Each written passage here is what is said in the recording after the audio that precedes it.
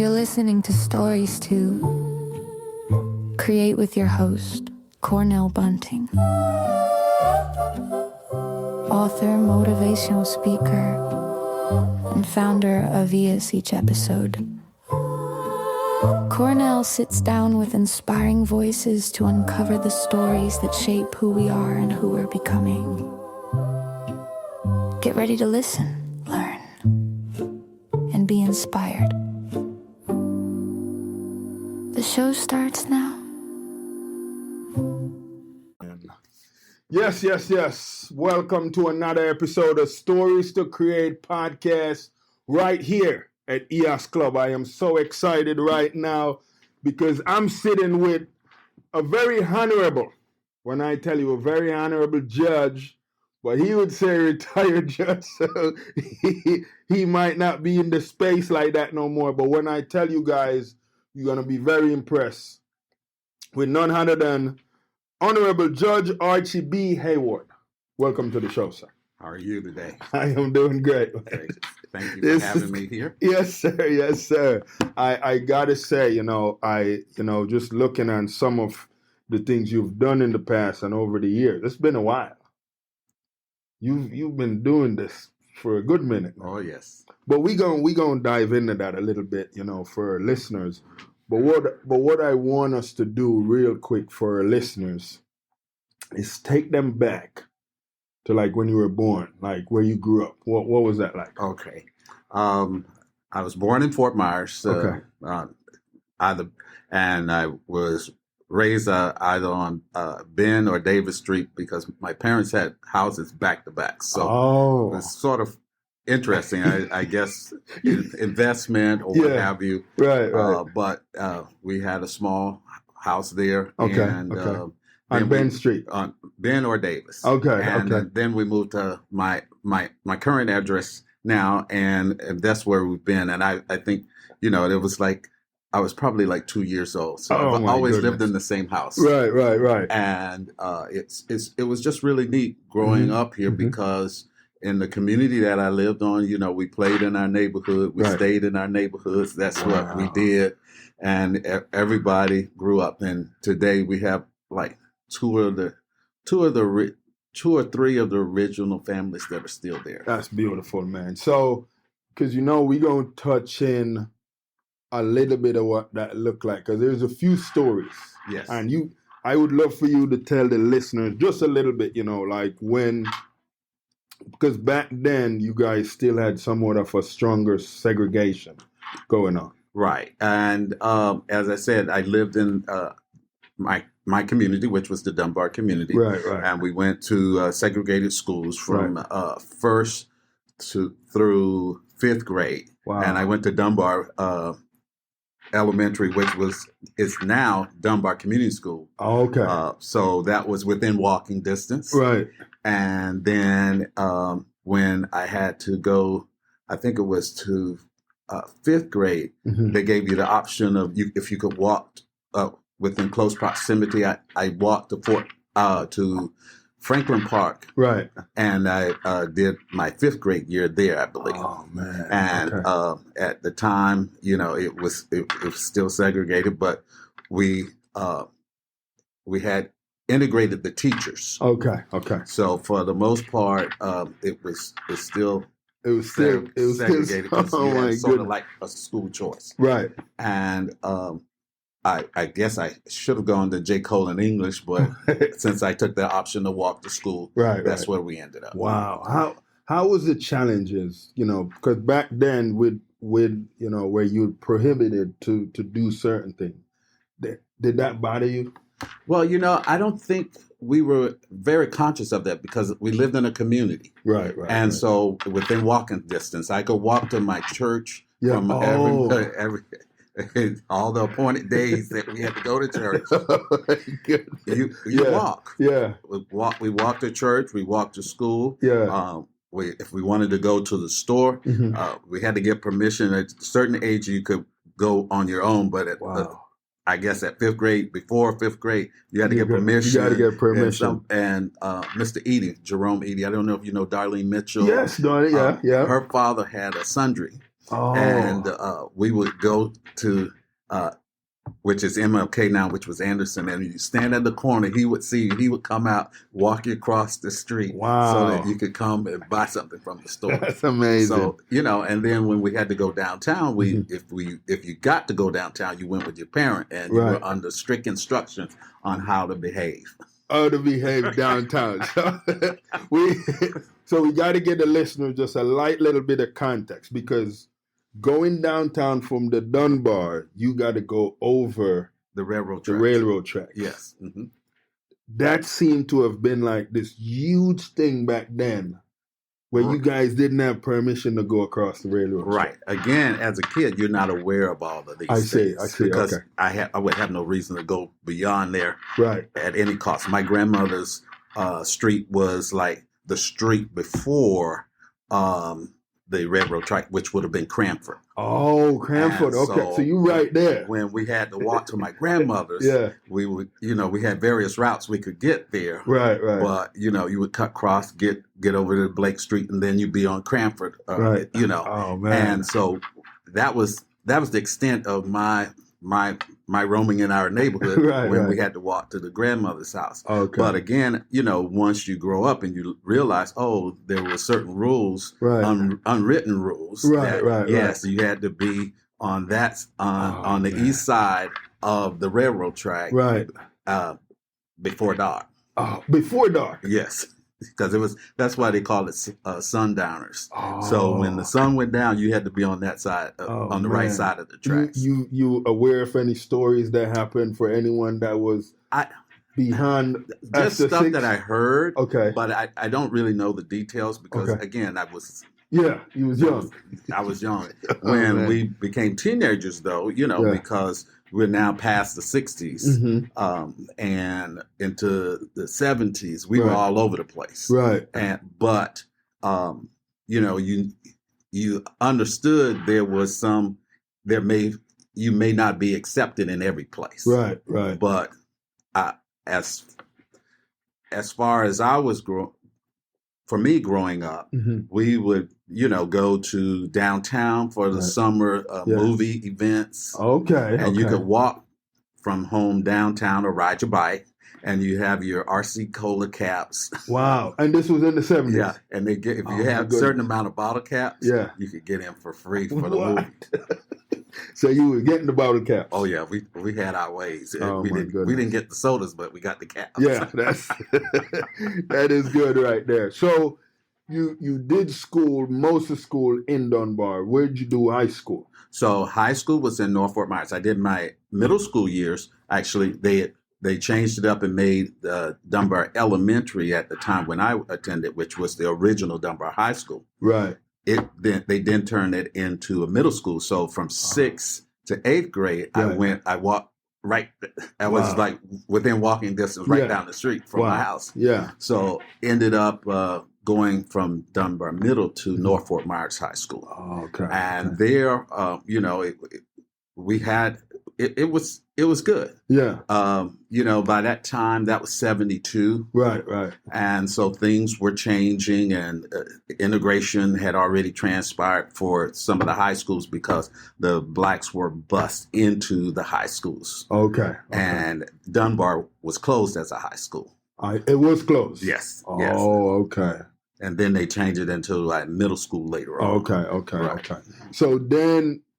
So after high school, what was the big decision making, and who helped you make those decisions? Well, in high school, I was, I was really trying to work my way through it. I knew I wanted to go to college. My sister had attended college in California by going to live with my aunt, my mother's sister, and her family. And they lived in California. Right. And my uncle was a principal in the school system. He was Jeremiah Primus. He was, he was in the school system before I was born. Right. And he worked his way from elementary to middle to high school. And he and his kids are also educators. Most of them worked in education and Florida and other states. Oh, okay, okay. But I decided that I wanted to be a lawyer. Right. I didn't know any lawyers. And I just Off thought the top. that would be what I would want to do. And so I made sure that I was in all the right classes and tried to figure my way out of high school so I could get into college. Okay. Now, at that time, I really didn't have anyone guiding me or assisting me. It was just that my parents encouraged us to get our education so that we could do better than what they had done. Okay. And so because of that, my desire was to make sure I did the best at whatever I could do. Right. And so I was very interested in education and very interested in getting good grades so I could go to college. Right. And I was very fortunate, I knew I had to have a language at that time. For a liberal arts degree, you needed a language credits. So I got into a German class, and my German teacher, she was just excellent.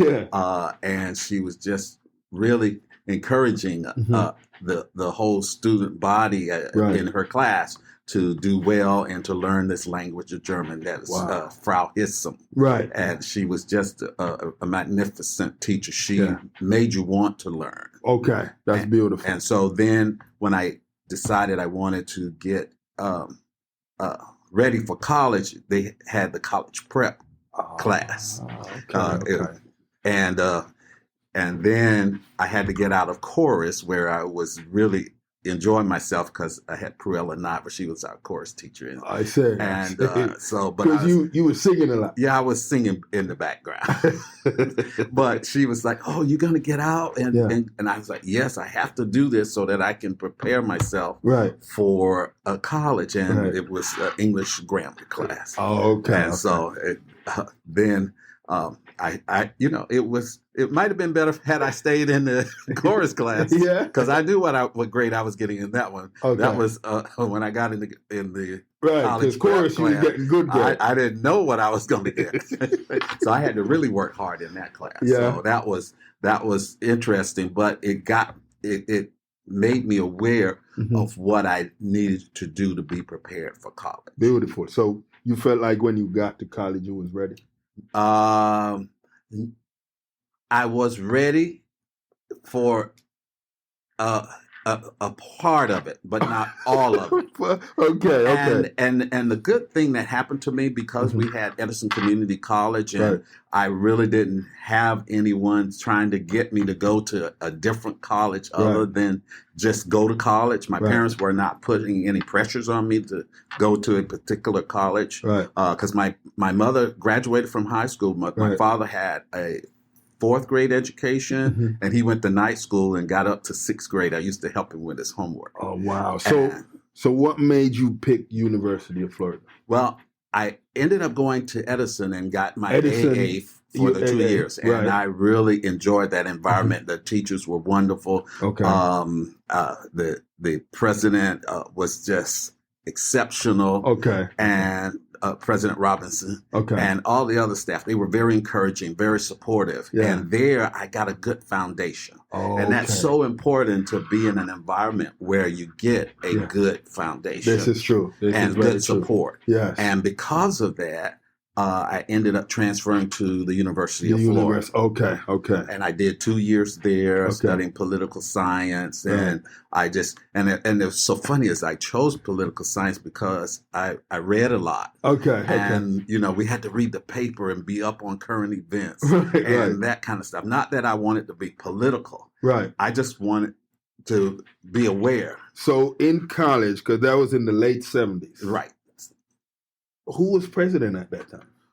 Oh my gosh! Now at that point I had no clue. Well, I think it was. What's 70? So 72 to 76. I can't remember if that was Richard Nixon or what. I think that was Nixon. But anyway, the interesting thing was because I was in I think in German class, and even I had business system for one of my Americanism versus communism Right, class. right. And like I said, I did well in those type of class because I was up on current events. I Right, was right. reading and stuff. And I think I got nominated to go to Washington, D.C. to be an intern for L.A. Skip Baffalis at the time. And it was one or two students from each school. Okay. And so we went up as a group. Right. And we got to tour the Capitol, meet the congressman at that time. Yeah. And it was just really interesting. And that sparked my interest in like, okay, I this is interesting. This is very good. Get in that world. But because I had that support and the confidence of the teachers and the principal and all that, I got to be exposed. Oh, okay. And that was very good for me. And so that's it. Well, I do want to continue on to go to college. Right. And then when I got to the University of Florida, I studied German. And I also studied political science. Nice. But political science was my major. Beautiful. And then so like I told you, my end goal was to get into law school. Right. And so, a lot of other political science majors were as well. Right. And I had this one buddy, we studied together. Yeah. And he had gotten into law school in the fall. Okay. Session.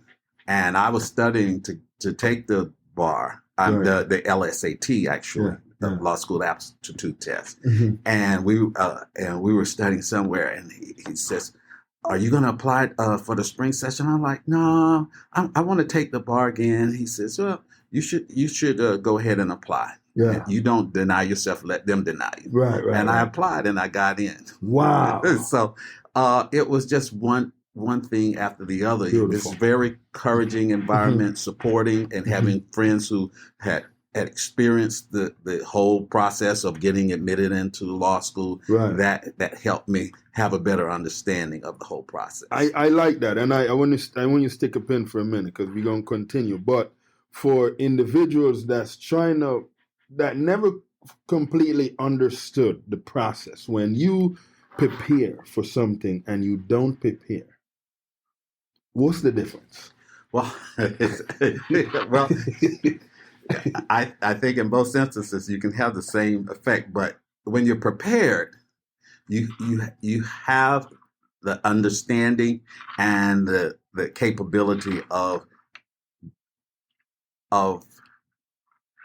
performing correctly or properly. Right. However, if you're not prepared, you can face a situation where you're very shocked at what's being presented to you. Right. And in any of the tests, the standardized tests. Mm-hmm. And so fortunately, with the law school aptitude test, we took preparatory courses, right. You studied, you had study partners and that kind of stuff. And that helped prepare you. That's beautiful. Yes. So now, we're just gonna jump just a little bit. But in this time though, your parents was really supportive of. Oh yes. So again, that's the interesting thing. My parents were very supportive. Yeah. But I had to take the initiative. Okay. Because that was territory that neither one of them had any experience. Because my sister went to college in California, so my aunt would have been the person helping her get through that system, which she probably navigated mostly on her own because, at that time, most of the parents did not have any experience of that. Right. And so for myself, I was the one that got all the papers to apply, the financial aid papers, and I was like, I need you to sign this. Right. Because again, having good support, we had friends that were saying, okay, you got to go to this place and get this application. You got to sign up for financial aid and you got to get this information. And we were passing information from one person to the other. Oh my goodness. Because, we had nobody else to go to. In fact, I don't know if we knew how to use our resources correctly, like counselors and that. So, see, eventually you would get to a counselor, but it was not like, well, I got to go to a counselor. He's like, okay, help me out. Right. How do we do this? and each friend was helping another friend. Right. And that's how we got our information. So I've heard stories How hard is the bar?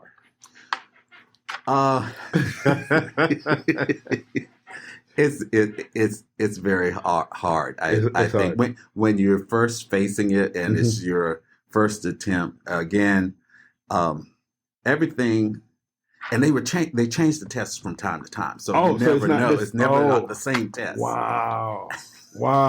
So again, people can help you and support you, but all they can tell you to do is really study, right. and be prepared. And the bar has multiple choice questions in one section that they were doing, and that was the multi-state, and you just had to know everything or know the best answer. Oh, man. And then the essay portion of it, they give you a question, and you just have to write the answer that they were looking for and not leave anything out. Wow, you can't leave nothing out. Well, because they're looking for certain things. Okay. And if you don't provide it in your response, then they're taking off points. Nobody really knows how they grade it, but it's graded.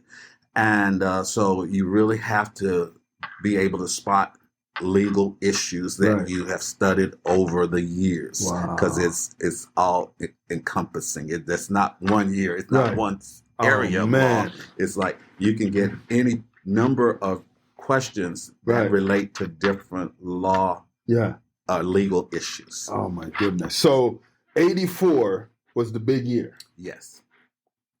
Walk us a little bit through, like, when you found out you passed the bar. Yes. What'd you do? I was overjoyed. I'm sure I probably shed a tear, but it was such a relief because you can take the bar and not pass it, and then you have to take it again, and it's all this, But if you're successful, all that is behind you. Right. So when I did pass the bar, then the next pursuit was to get a job, to get employed. And while I was studying for the bar and waiting, I actually was employed at Sears. You were selling appliances in the hardware department. Oh, this is good. But again, I met some very nice people there. The store manager, my supervisor, and other people I work with. I got to know people and learn people. One of the things that made me go into law is I'm a people person. Right. And I always wanted to give back to the community and be able to help others. So that was the main reason for going into law. Okay. So, because you have quite the journey, like you've gone into a few different branches. Yes. And so, which branch would you say was your most interesting branch then? Well, I would say all of them were very interesting because they were so different. I started out as an assistant public defender, and I worked there for 5 years.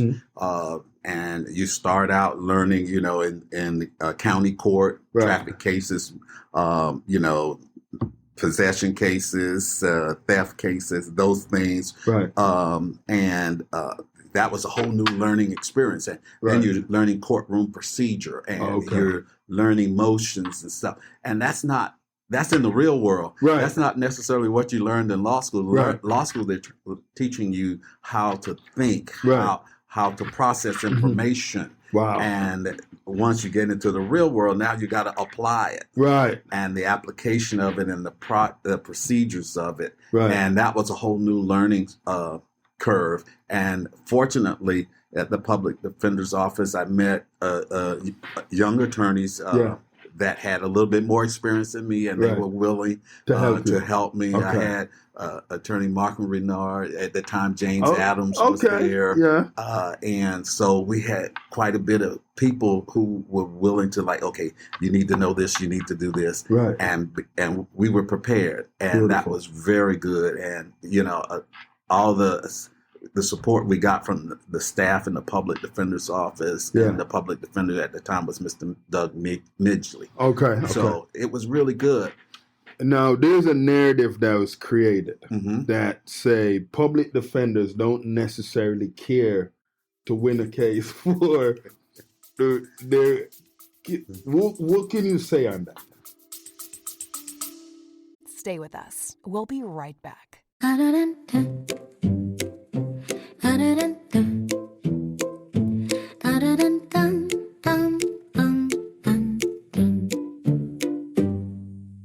young person carries a story of hope, of struggle, of dreams waiting to rise. But in too many underserved communities, those stories go unheard. At ease Inc. Everyone has a story. We believe every voice deserves a chance through mentorship, empowering programs, and storytelling workshops. We help youth discover their purpose, strengthen their mindset, and build a future they can be proud of. From classrooms in Jamaica to communities across Southwest Florida, ES is changing lives, one story at a time. but we can't do it alone. Join us, become a mentor, volunteer, donate, help us fuel the next generation of leaders, creators, and change makers. Visit ahazink.org today, because when you help a young person share their story, you help them change their world.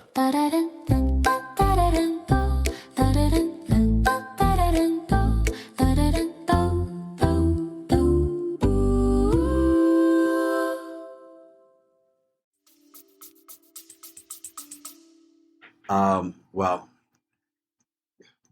I would say some stuff that becomes a saying isn't necessarily true. Right. It may be based on somebody's personal experience. Right. But as an exception, Yeah. I would think overall the public defenders who are going in that position really care Right. to have a good and positive result for their clients, Right. because they are really compassionate and committed Right. to doing well for those clients. Right. And on top of it, I don't think you'll find any attorney that likes to lose. I just don't think that's the case. Now, there may be some that need to be better at what they're doing. Right. But as a whole, I don't think attorneys are not people who like to come up on the losing end of the stick. Right. So, But we were told that they're still friends anyways, even if they lose to.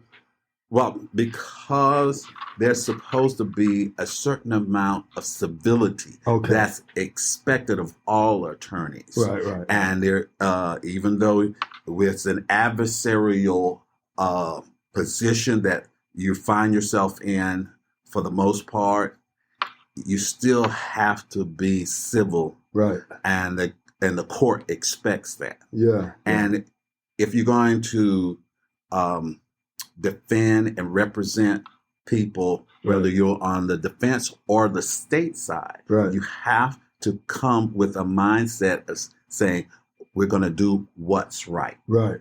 And so you don't have to hate each other Right.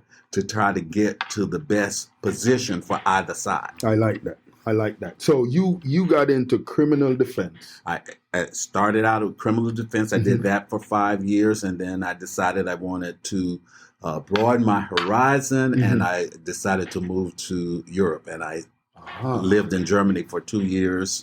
I had studied German, and I had friends there. And so they said, come on over. And I decided that I wanted to stay. So I started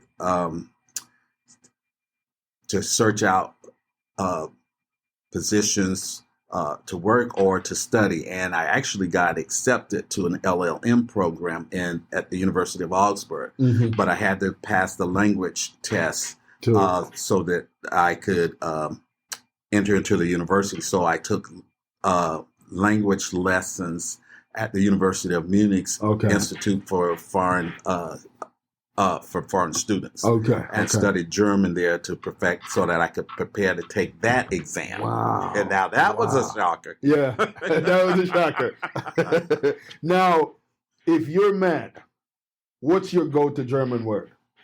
What'd you say? What's your go-to German word if you're mad? If you get upset, if someone gets you upset, what's your go-to German? It starts with an S. That's all I can tell you. You guys can do your research on that to find out what that is. So what made you wanted to kind of go to the big level, the big stage, which is becoming a judge? Well, and becoming a judge, what prepared me. Okay. I won't say what made me. Yeah. So when I was at the public defender's office, Right. I also got opportunities to learn different things. I went from county court to felony court. Mm-hmm. We did represent people on all different aspects of legal issues in felony court. And of course, their county court is anything punishable by up to a year. Right. Felony court, you can get anything from 5 years to 15 years, 20 years to life, 30 years, that kind of stuff. And so that means a numerous of charges that you could end up representing somebody on. Right. And so I did that. And then when I had opportunities, people would ask me to do stuff. Well, would you want to be a magistrate, a hearing officer, or something like that? And if they asked, I agreed to give that support to the system so that, there could be representation. Right. And so after I came back from Germany, mm-hmm. I ended up, again, assisting the public defender because one of their attorneys had to go on maternity leave. So I came in and ended up working in that spot. Then I went into private practice and I started looking at criminal defense there and then doing some civil work. And because I'm from Fort Myers, I knew a lot of elderly people. So I was so you were in the senior. Okay. Right. And so I started doing stuff for elderly people, like wills and little stuff, just helping people out. Because my parents were elderly. So I knew a lot of elderly people. Yeah. And a lot of elderly people knew me. Right. So they would call me and ask for assistance. So I would try to help them. And in doing so and having my private practice, I had no civil practice before that. But I started taking on civil issues and helping out with that, the senior issue, landlord-tenant issues and stuff like that.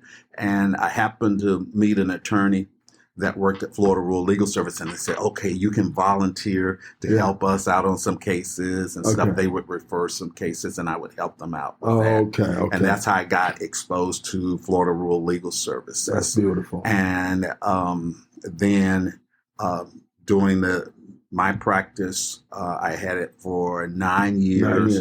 And I was also a caregiver for my parents. At that time, both were in their 80s. Okay. That's beautiful. And that made me have now criminal, private practice, civil practice, volunteering. And then at that point when my mom was diagnosed with dementia. Again, I became her caregiver and taking care of her. And then I got a request that why don't you apply to work with the Florida Rural Legal Service as one of the attorneys. And I said, okay, that might be a way so that I could take care of my mom and also, be employed. Because when you're working for yourself, when you take time to do that, then there's nobody else backing you up. So I ended up working up for Florida Rural Legal Services, and that gave me another area of law. It's civil, but it's we were representing low-income clients, and I also worked in the senior law department dealing with issues for seniors. Let me ask you, have you ever been around in a situation where you find someone guilty, but then looking at the situation, you said, maybe we might have not made the right decision? Have you ever been in any of those situations? Well, again, when you're going to look at a case, especially you're trying to determine what should happen. There are facts that have to be considered. And then those are known facts. these are facts that can be proven, Right. and there are facts that can be admitted into evidence so that the jury can consider it. I see. Yeah. And so not all the facts get before the jury, and Okay. not all the facts are admissible. Oh. And so therefore you have to you advise your client, this is the situation, Right. and this is this is what you're looking at. Right. So we have to make a determination what's in your best interest. Right. If you feel that you are not guilty, Right. then you should go before the jury to plead your case, Right. or to at least have the state Right. or the plaintiff prove their case. Right. Because it's not the burden of the defendant to prove they're innocent. Right. It's the burden of the state to prove They're the guilty. And the fact finder determines guilt or innocence. I see. And so you're then taking into consideration all the possibilities that can happen. Mhm. You can give your client your legal opinion, Right. but it's the client who makes that decision as to whether or not they're going to enter a plea Right. or take the opportunity to Right. have the state prove the case and then possibly put on a defense if they desire to, because again, they do not have to, Right. and then make that determination. Okay. So you do get some chances Mhm. where you may say, well, I don't think there's sufficient evidence that this person should be found guilty. Right. Right. But the finder of fact right. decides differently. So it's something to be weighed I out. see. Those Right. scales of justice are there for a reason. Okay. There's Okay. no one that can promise you Yeah. any certain outcome. Right. Right. Right. Wow. So an attorney goes up against a state attorney. The attorney decided to take a plea deal. Does that attorney get an L? Does that mean? No, well, no one's counting that. So that doesn't losses. get I mean, counted. what it is that the attorney doesn't decide to take a plea. The client does. Okay. Because the client is the one at the end of the day Right. is going to have to bear the burden of whatever they accept. Right. Right. So they will say, well, I'm willing to accept the plea Right. because I feel more comfortable in this position Right. rather than taking the chance that I'll go to trial Mhm. and the finder of fact will find against me, and then I'll be looking at a stiffer sentence. Oh, okay. And so okay. people will determine that. The attorney can say, "Hey, I think you should go to trial, Mhm. and I don't think you should plead to this." But that client can say, Mhm. "No, I want to take this plea because I feel it's in my best interest." Okay. Now, when it's not in their best interest, Hmm. when they don't feel it is, then the attorney can say, "Well, I think it is in your best interest. You ought to take the plea." Right. The client can get before the judge and say, "Judge, I don't think this is in my best interest, and I'm not taking the plea." And the judge will not accept that plea because the client has expressed an unwillingness. It's Right. not voluntary. Okay. It's not okay. knowingly. It's not what they want to do. I So see. the attorney can generally not necessarily make the decision to take Mhm. the plea. Mhm. They can say, "I think it's a good plea. I Right. think it's a good offer. I Right. think it's in your best interest." But Right. at the end of the day, the client has to be the one to tell the judge Mhm. that I'm willing to accept this plea. Sometimes clients feel pressured to do Right. it, Right. but at the end of the day, it's their responsibility. So, and I'm glad you said that. So you think because of this, why trial is the last resource? Like they never want to really go to trial. Right, exactly. And you have to again, sometimes we're dealing with humans, so I cannot tell you that someone would not find themselves in a place where the advocate is saying, "Hey, I think you should do this, and I don't think you should consider anything else." Right. But that they're trying to give them their best advice. Okay. Because if the person takes the opposite advice and something happens, and the attorney say, "Oh, I told you that." Yeah. Yeah. Right. Like if they go to trial and then they get the max. So Right. I see. So again, it's a very difficult situation to find Right. yourself in, and to have all the information and then make the best decision because it's so emotional and so emotionally charged. Right. Let me ask you, because Florida, I feel like some of the crimes here and crimes like in New York are very different, but the people are saying that the judicial system setup doesn't make any sense because it's like it's backwards. And it doesn't, that's why so many guys that went in and found guilty was innocent, but they didn't prove that until after years of them being in prison. Why you think the system got put in a situation like that? Well, again, you're dealing with a human factor. Right. And you're dealing with stuff where no one has a crystal ball. Right. No one has a computer video of what happened or transpired. Right. And again, there may be inadequacies in the investigation, right. or people wanting to provide information and testimony because you can't force someone to testify if they don't want to testify. Right. And again, there are some bad actors in the system. Right. And hopefully they're few and far between. But again, as you say, you can find situations where things did not work out right. Right.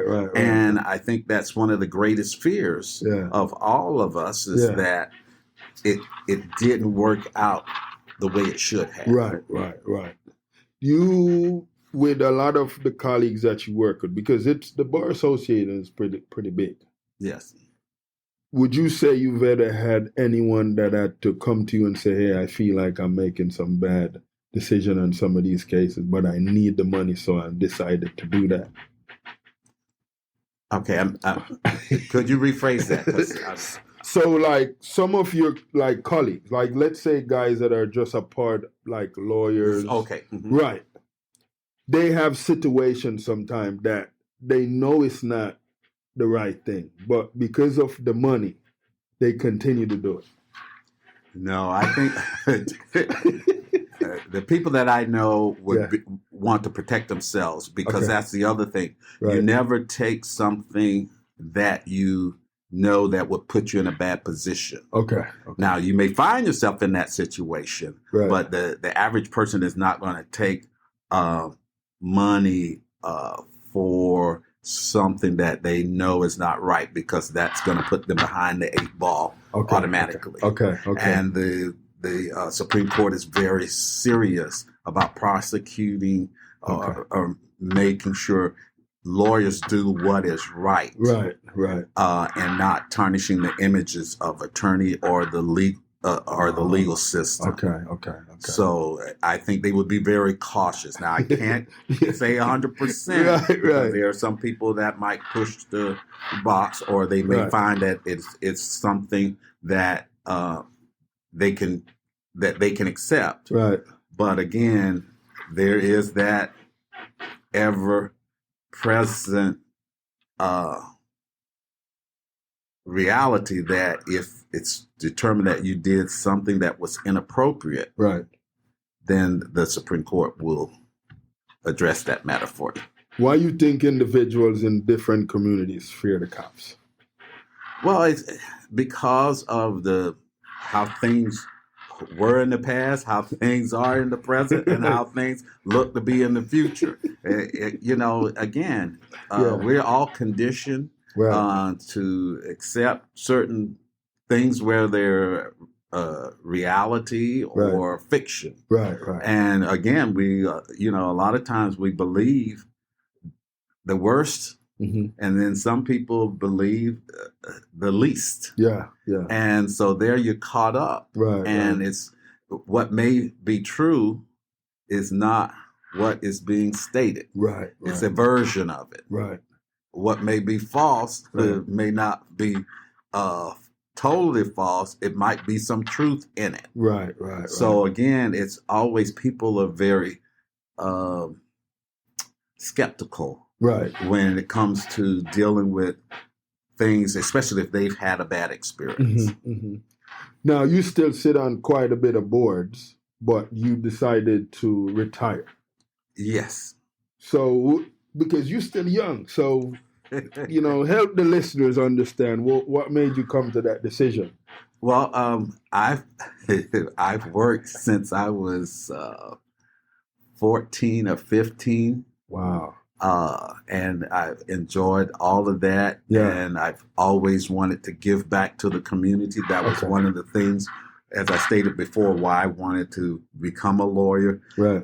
People have always encouraged me, supported my interests, my efforts from this community. And I'm forever grateful for that. Yeah. And I've always wanted to be in a position to give back. That's beautiful. And so now I can do that without certain restrictions. Okay.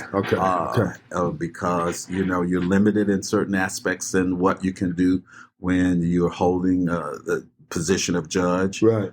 So I now want to be able to give back to the community in a different way. That's beautiful. As you say that, though, it make me think on how much hours you guys have to do in a week as a judge. Well, you had to do whatever your schedule required, and that could mean anywhere from 8 to 5 or 8 to 9 p.m. or 11 p.m.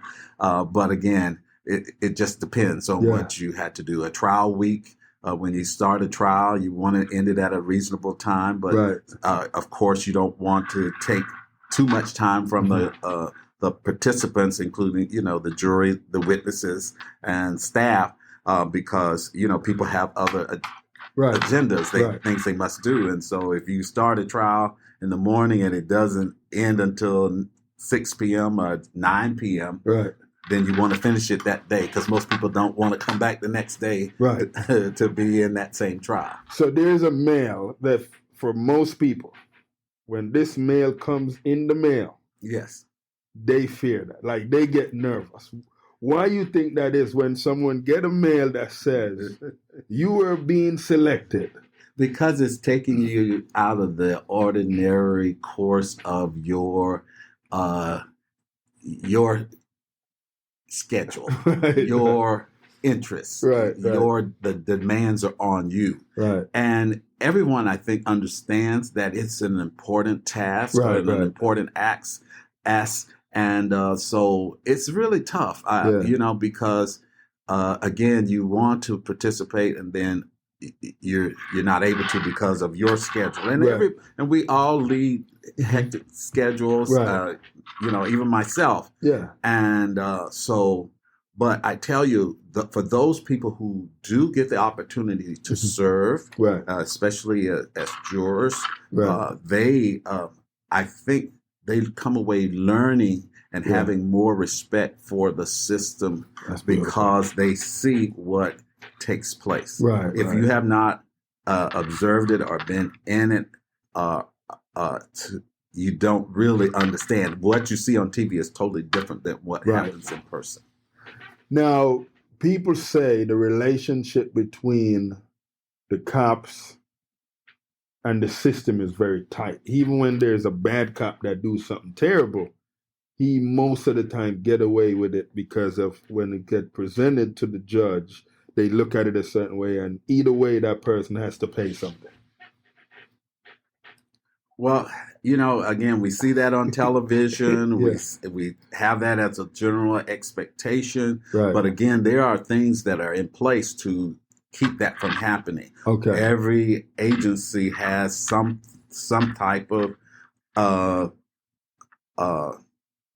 measure to check and see what their employees are doing to make sure that they are doing what is right. And then they can investigate if there's an allegation of doing something incorrectly. And so, again, we're humans. You're never going to get 100%. This is the right way. There has to be, from the leadership down, that we're going to do things the right way. And the right way is always the best way. And if we get it right the first time, then we don't have to worry about it. But if there's something that did not work out correctly, then let's make sure we know what it is and correct it. And so, again, it happens that, people feel okay, well, they're not going to do anything about this person that's a bad actor. Right. And but again, there are people put in place to check that out, but they have to be made aware of that. I see. And again, generally it comes out to light. It may not be for that one situation, but it'll come out eventually. Somebody's going to look into it and say, okay, we got an issue here we got to deal with. What do you take on with a lot of what's going on now where the mass is saying people of color never got their fair share? Well, again, when you look at it, I think what they're saying, there has been some systematic treatment of people of color. Right. And that we don't want to accept that anymore, and we need to address that as a realistic issue. And you see it. Again, it has to be addressed because there's definitely a concern. And if people have that as an understanding, as a basis that this is the way it will be done, then it still needs to be addressed so that people can be assured that that's not the way you actually do it. Right. But again, we're dealing with the human factor. Right. And with that, you need to know that some people are going to persist if that's the way they feel that things should be, or that's the way they historically did it. Right. But again, you don't have to accept it, but you do have to go about it in a certain way and following the procedures to address it. Based on the structuring of America, you think we would ever be able to address the racist issues or the categorized issues and come to a solution? You think that's possible? Oh yes, I think anything is possible. However, when we do reach that point, it's going to take everybody to get there. Everybody. Yes, and it's I see people are working at it from different angles. Right. But again, it takes everybody to work toward an understanding. Yeah. Not one person can decide on its own that we all going to understand it this way. Right. Although they try, that's not the way it works. It's not the way it works. Yeah. And just because you're able to impose your power or influence the situation because of your power, that still doesn't make it right. Right. And so when everybody can look at it and say, okay, this is the way we're going to deal with this, and we find this is the right way, not the acceptable way, but the right way. When right becomes right, wrong becomes wrong, then we will be able to get to that point. But it will take everybody to come join in and make it right. Wow. Oh, that is so big right there. So, because right now you're doing a lot of work in the community every now and then, you pull up in a lot of occasions. Just let's say individuals, because, we want to give the listeners somewhat of a plug-in to where they could maybe run into Sir Archie. What does that look like?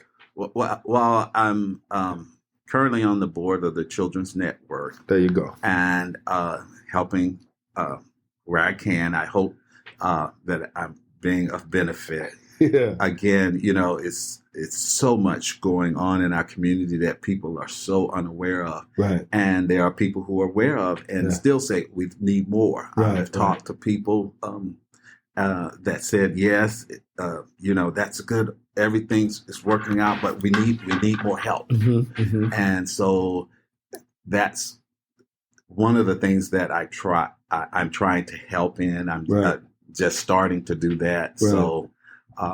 And I also try to help mentor youth because I want to give back because people gave back to me, irregardless of whether I had both parents or no parent.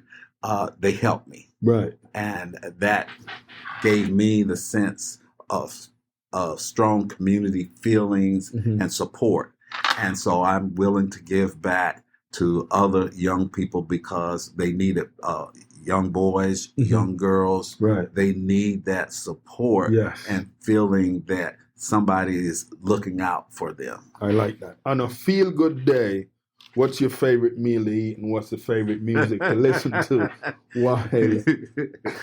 You know, I'm a vegetarian, so Okay. I eat pretty much anything except that anything that has meat or meat byproducts. in Right, it. right, right. So I love to eat. So Yeah. as you can see, There you go.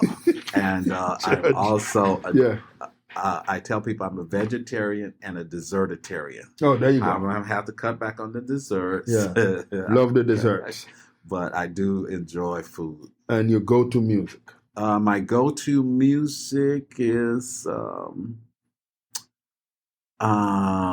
gospel. Ooh, gospel music. Yeah, I love all music. Yeah. I love opera. I love jazz. I love country music. I can even take rock music. I can't take the headbanging stuff, but I do appreciate all kinds of music, rap, all kinds. If there was two concerts happening at the same time, one B.B. King and the other Earth, Wind and Fire, which concert would you go to? Well, I'd probably go to see B.B. King because I've already heard Earth, Wind and Fire so many times. I think I got to see B.B. King at the one of the places either Naples or Barber Man. Nice. Yeah, That's so- beautiful. That is beautiful. So for everyone that's listening, we want to give them a takeaway message because, they look at the judicial system not good. What positive light could you shed on that? Well, I think for those people who feel that way, and I know that there are people who feel that way. Yes. Understand that there are people there trying to make sure the system works properly. Yes. And that you should always take the opportunity to get your position heard. Right. And make sure you are being represented properly by and making sure you understand what is being told you. Beautiful. Because it's very important. The people who are in the system can't know how you're feeling unless you express it. Yes. And you have to find a way to express it or to get someone to express it for you. Because a lot of times it's not that person because that person is so emotionally charged. Right. It's a friend. It's a person of support. And I remember there was a situation where a friend called me up for this lady and told me, oh, okay, this person needs help.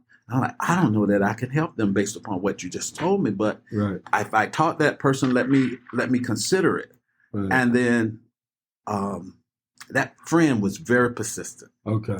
Finally, I got to speak with the person that it affected. And because of the persistence of that friend and making sure that that person was represented, I just said, well, let me try. Yeah. I know I don't think I'm going to be successful. That doesn't stop me from trying. Right. And at the end of that situation, that person got everything that they needed to get out of that situation because of that person's friend's persistence. That support that friend gave that person who was in need gave me the motivation to go beyond what I thought I could. Wow. Yeah. So unless you have a strong advocate, especially in the legal system and in the medical system, you need a strong advocate no matter what position you find yourself in either one of those venues. You need a good support, someone there to listen and to perhaps make sure you understand the whole situation, or that person understands the information that they're providing you. You may not be understanding. So again, it's good to have a strong advocate. Beautiful. Where can everyone find Judge Archie Hayward? If they want to find you, I know possibly social media. Well, I'm not really into social media that way. Yeah, this is good. But I'm I'm available. I've He's always available. been approachable. Yes. So I'm available. He is available, people. Judge, you still judge to me. So, I just want to thank you for being on the show today. You were very informative. Well, thank you for inviting me. I'm always overjoyed to see you. Yes. A man of many talents. Yes, sir. Thank you. And, thank you. So thank you for inviting me, and I hope the audience enjoyed this. Oh, they most definitely did, because I certainly did. So there you have it, guys.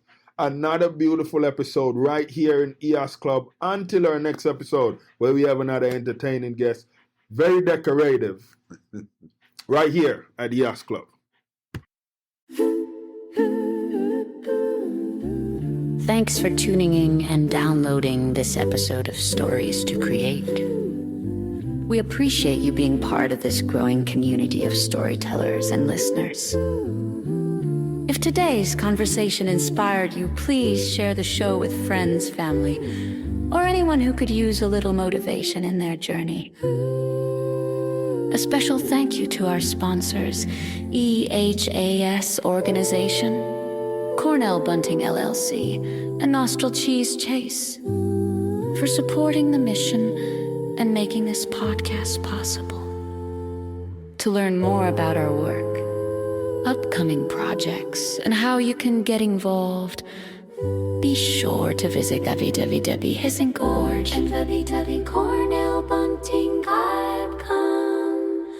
Until next time, keep creating, keep growing, and remember, your story has power.